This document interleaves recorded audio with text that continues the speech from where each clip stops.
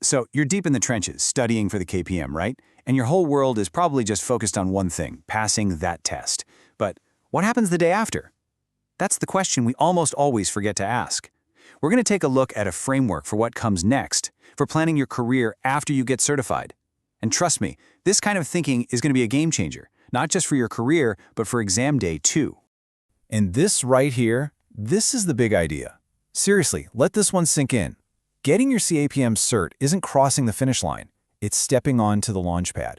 The real magic, the real advantage, happens with everything you do after you pass. All right, picture this. You've passed the KPM. Phew, what a huge feeling of relief, right? But then the dust settles, and this big question mark pops up.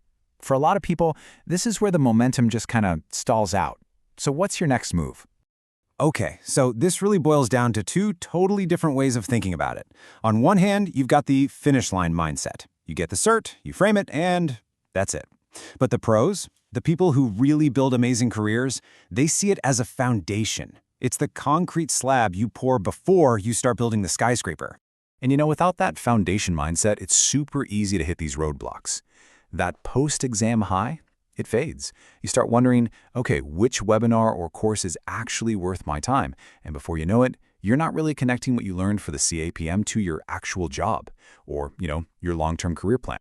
So how do we make sure that doesn't happen to you? How do you avoid that trap? Well, let's dive into a structured framework, a preview of the exam coach's approach that's designed to turn that certification into some serious career momentum.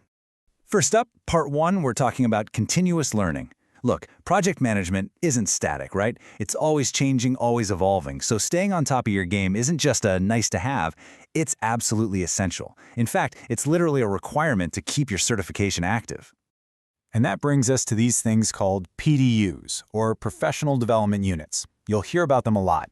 They're a part of PMI's whole system for making sure you stay current. But here's the secret. Don't think of PDUs as homework or just boxes you have to check off. Think of them as the currency of your career growth. Each one is an investment in yourself. But not all PDUs are created equal. Which ones give you the biggest bang for your buck? This is where you got to be strategic. Do you go to a workshop, focus on networking, maybe volunteer to mentor someone? The whole point is to pick the things that will actually build the specific skills you need to level up. So here's a little scenario for you. You just passed the CAPM. Awesome.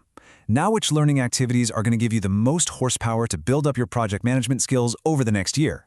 It's not just about what you can do, it's about what you should do. What's your play?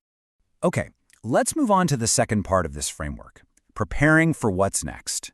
Your CAPM is a fantastic, critical first step, but it's just that, a first step. You've got to be thinking about that next rung on the ladder.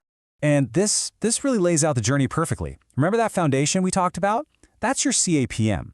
Then the real-world experience you get on the job. That's you building the walls and the structure.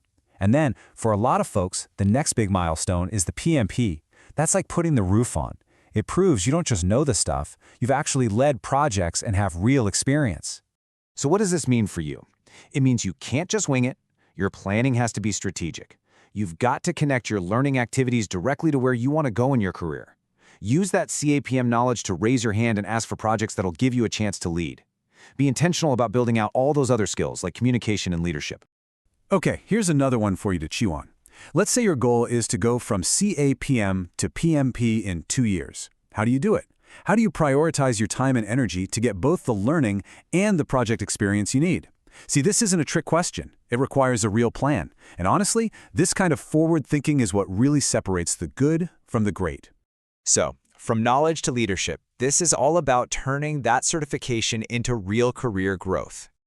And here's the idea that ties it all together. It's the continuous learning and the planning for that next certification that actually transforms your CAPM knowledge into real-world career growth and leadership potential. It's not passive. You have to actively make it happen.